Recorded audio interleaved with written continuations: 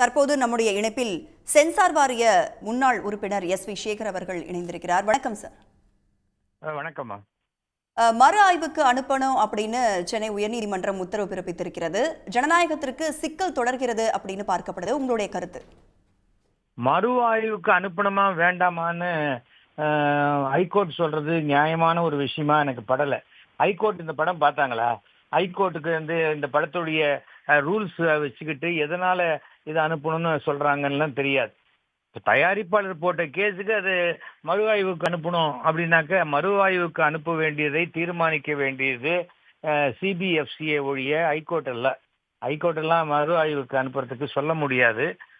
சீக்கிரம் இதை ப்ராசஸ் பண்ணுங்கன்னு வேணா சொல்லலாமே தவிர இதை மறு ஆய்வு பண்ணுங்க, இந்த கட்டை கொடுங்க, இந்த கட்டை கொடுக்காதீங்க அப்படின்லாம் ஹைகோர்ட் சொல்றதுக்கு இதுல இது கிடையாது. சென்சாருடைய இதுல ஹைகோர்ட் சாதாரணமாக உள்ள வராது. ஹைகோர்ட்டோ கோர்ட்டோ உள்ள வரத்துக்கு வாய்ப்பு இல்லை.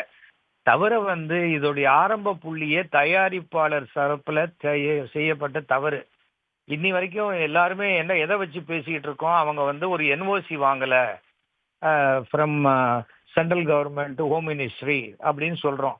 அந்த என்ஓசியை வாங்கி கொடுத்துட்டாங்களா இல்லையா, இல்ல அந்த என்ஓசி வாங்க வேண்டிய காட்சிகளை ரிமூவ் பண்ணிட்டாங்களா இல்லையா, அது எதுவுமே நமக்கு தெரியாது.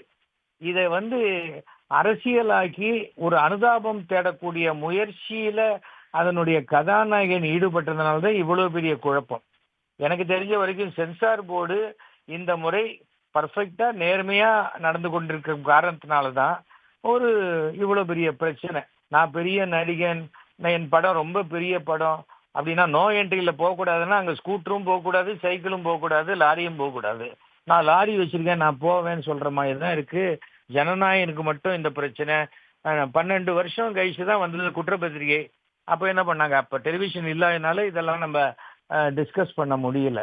இதை பொறுத்த வரைக்கும் இதுக்கு சென்சார் போர்டு இப்ப டைம் கேட்டிருக்காங்க, எங்களுக்கு ரிப்ளை கொடுக்கணும்னு சொல்லி. அவ்வளவுதான். எதுவாக இருந்தாலும் இதுக்கு முன்னாடி யாரோ ஒருத்தர் பேசினதை கொஞ்சம் லாஸ்ட் கேட்டேன். எப்படியாவது ப்ரெஷர் பண்ணணும். யாரை ப்ரெஷர் பண்ண முடியும்? இதுல சொல்லுங்க. ஒரு எக்ஸாம் எழுதுனாங்க, ப்ரெஷர் பண்ணி ஒரு வாரம் முன்னாடியே ரிசல்ட் வாங்கிட முடியுமா? எல்லாருக்கும் என்னைக்கு ரிசல்ட் வருதோ அன்னைக்கு தான் வரும். அந்த மாதிரி சென்சார் போர்டை இனிமே லெஃப்ட் ஹேண்ட்ல டீல் பண்ணலான்னு நினைக்கக்கூடிய தயாரிப்பாளர்களுக்கும் நடிகர்களுக்கும் இது ஒரு பெரிய எச்சரிக்கையாகவும் பாடமாகவும் அமைந்திருக்கிறது. அதுதான் நான் சொல்லுவேன். ஏன்னா சட்டம்ங்கிறது எல்லாருக்கும் பொதுவானது. அங்க எனக்கு மட்டும் வளைஞ்சு கொடுக்கும், குடிஞ்சு போகும் அப்படின்னு நினைக்கிற மாதிரி இந்த ஜனநாயகன் அவர் தன்னுடைய அரசியல், அவர் நினைத்து கொண்டிருக்கும் அரசியல் பாப்புலாரிட்டியை சென்சார் போர்டுக்குள்ள கொண்டு வரணும்னு பார்த்ததுனால வந்த விளைவுகள் தான் இதெல்லாம். உடனுக்குடன் செய்திகளை தெரிந்து கொள்ள சன் நியூஸ் பெல் ஐகானை கிளிக் பண்ணுங்க.